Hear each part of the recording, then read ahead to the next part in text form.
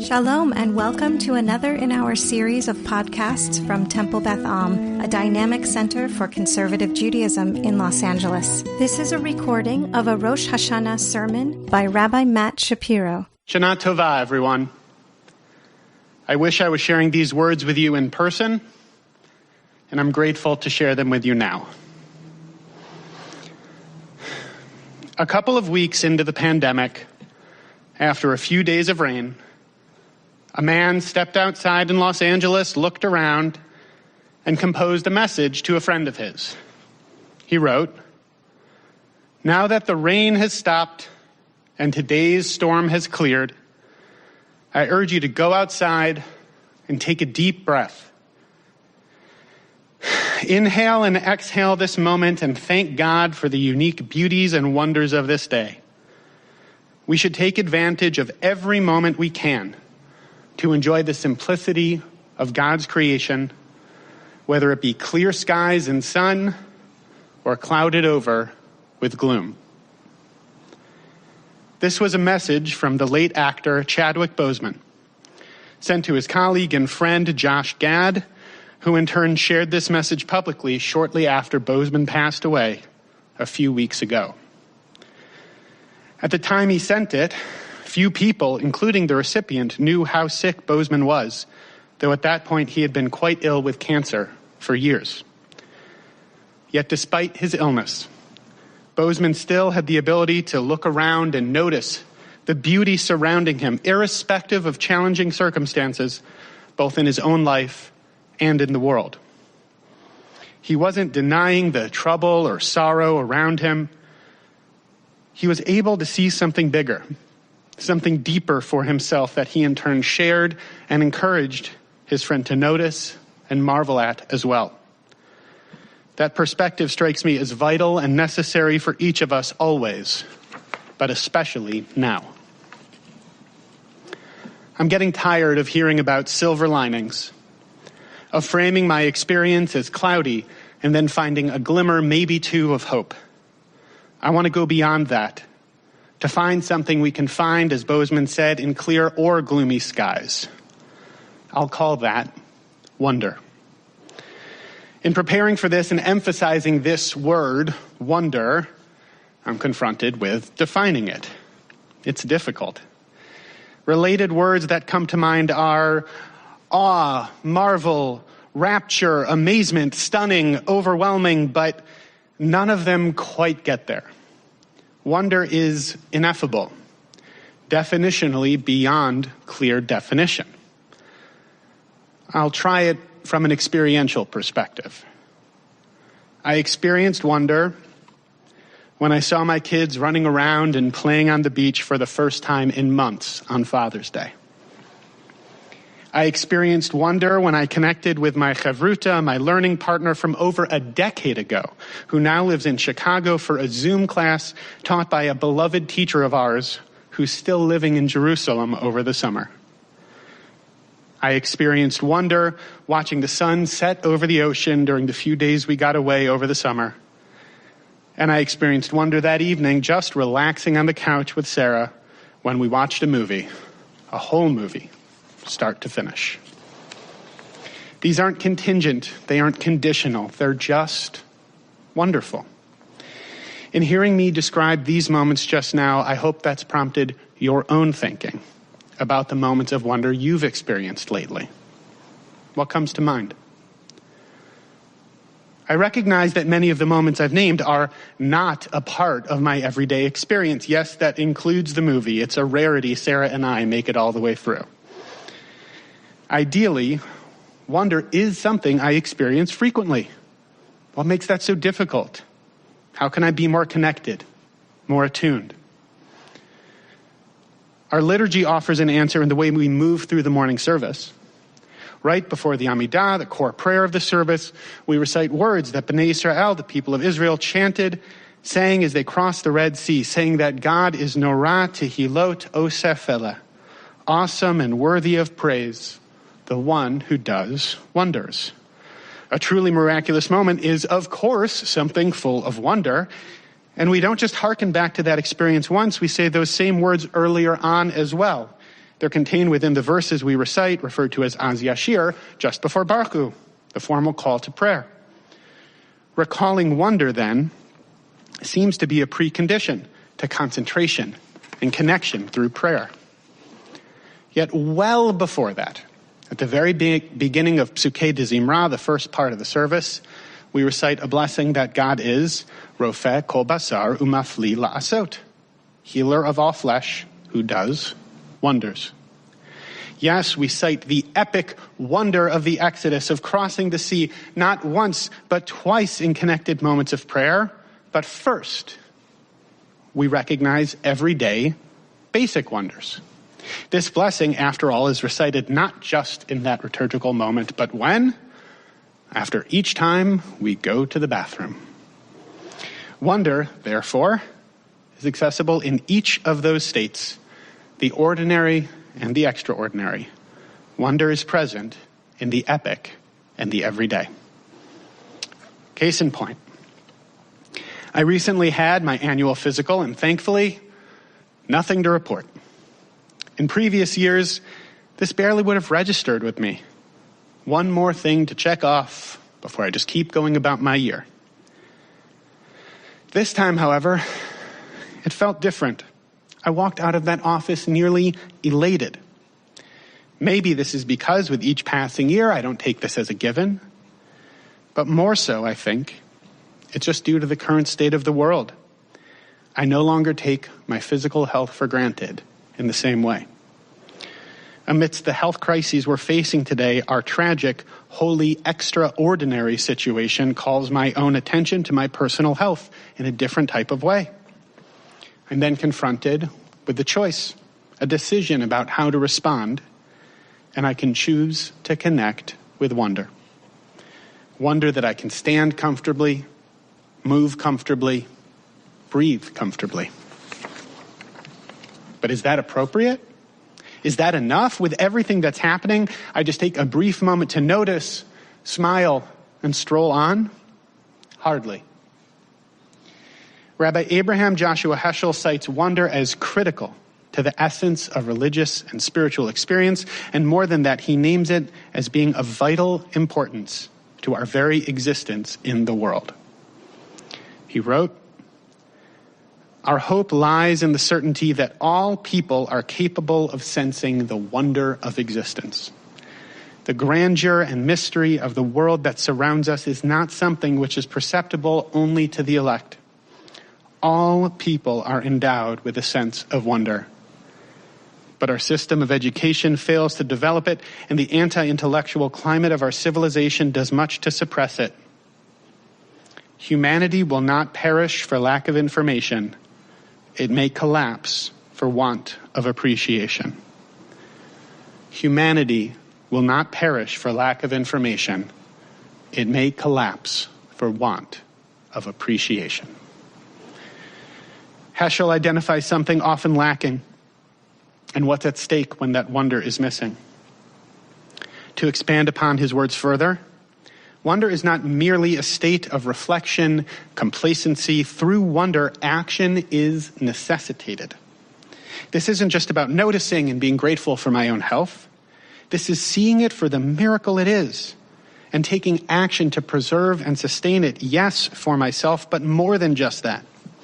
To then take actions to create conditions and possibilities for others to be as healthy as possible as well.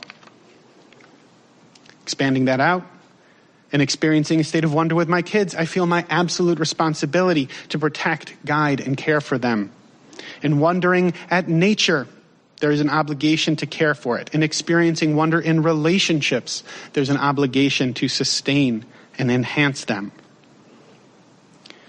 I've learned that we can understand the word religion as something that links us over and over. Lig, as that which binds, think ligament. Re, again. Wonder is exactly that. Not an idle or idyllic state. It is a religious experience in the truest sense. Something that binds me once more to the world around me. Wonder compels action. Heschel goes on to discuss how we need to work towards this state, that it's far from a given. We need to put significant effort into cultivating wonder in ourselves and others, but that cultivation is elusive, however important it might be. Over the past few months, I've deeply enjoyed, learned, and benefited from a program through the Institute for Jewish Spirituality. And in one of the first modules of the program, Rabbi Jordan Ben-Dat Appel shares a personal anecdote of a time he went camping with friends. They woke up their first morning out, went for a hike, and after climbing up a hill saw a magnificent vista laid out before them. As they were taking in this gorgeous, breathtaking view with mountains, valleys, a clear sky, Rabbi Ben-Dat Appel saw a sign that said very helpfully, "Scenic Overlook." Of course, if you need the sign to tell you that, you're probably missing the point. And yet, I believe we each have some version of that. A scenic overlook of one type or another in our lives every day, and we might miss it just as often as we notice it. Wonder can be elusive. As one potential tool, Rabbi Ben-Dat Appel offers the possibility of the breath as a way of anchoring us in our proverbial scenic overlooks. That each breath we take contains its own possibility for wonder. Just as we recite a blessing expressing gratitude for being able to use the bathroom, so too can we find gratitude in the inhale and exhale. And in this moment, September 2020 in Los Angeles, finding wonder in being able to breathe, a simple everyday miracle that Bozeman named in his text message, it resonates differently than when Rabbi Ben-Dat Appel's teaching was recorded. Today, the concept of breathing itself feels fraught, tenuous, with poor air quality exacerbating chronic health conditions, with the words "I can't breathe" still echoing across the country, with an ongoing pandemic in which respiratory distress is a primary and potentially fatal issue. That basic function just isn't a given for many. I also recognize that not everyone is a meditator. Being told to focus on the breath might not work for you. And though it works well for me, if the concept of breath is challenging, triggering, I'd invite you to reflect on a different element of the natural rhythm of your body. Your heartbeat, for example. A steady, consistent beat. I hope that might bring you a deeper sense of connection and shift you to a sense of wonder in your own experience. Wonder can be recognized in each moment. And that recognition is fleeting. And more than that, even something truly magnificent might not register as a moment of wonder. Yehuda Amichai, the magnificent Israeli poet, put it beautifully, as he so often did, in a poem titled Miracles. He wrote, "From a distance, everything looks like a miracle. But up close, even a miracle doesn't look like that. Even someone who crossed the Red Sea when it split saw only the sweating back of the man in front of him and the swaying of his big thighs, or at best, in a hasty glance to one side, fish in a riot of colors inside the wall of water, as in a marine observatory behind panels of glass." That big miracle, the crossing of the Red Sea, we cite multiple times in our tefillot, in our prayers. Amichai says that the average Israelite barely noticed it. Up close, a miracle, no matter how epic or everyday, doesn't necessarily register.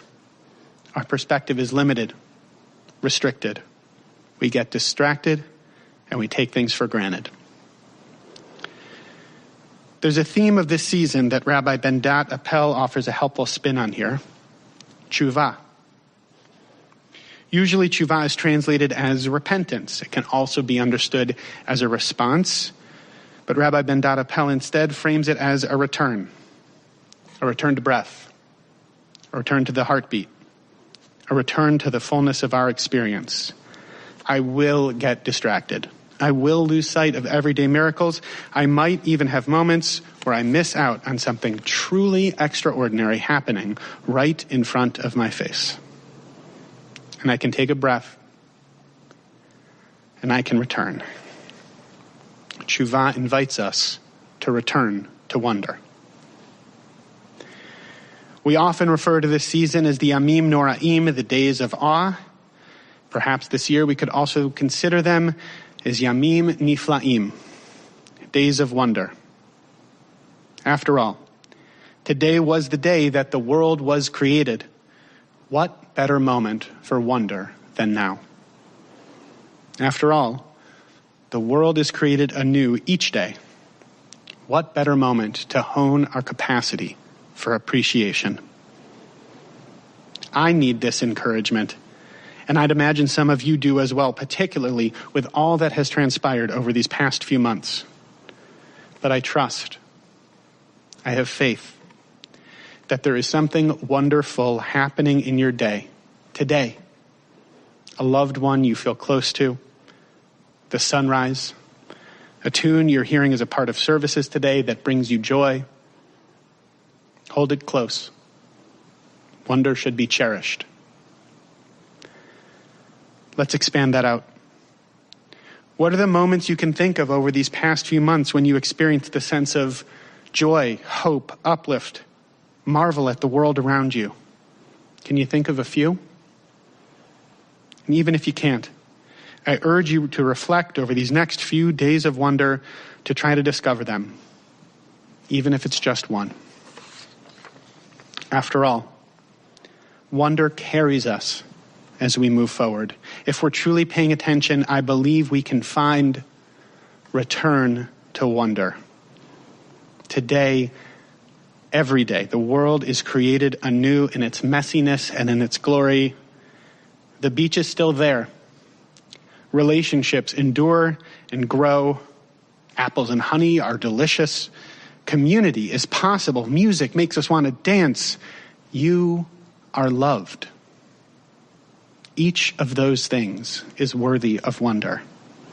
This obligates us, you, to act, to protect it, to bring it more into your life and into this imperfect, beautiful, crazy world.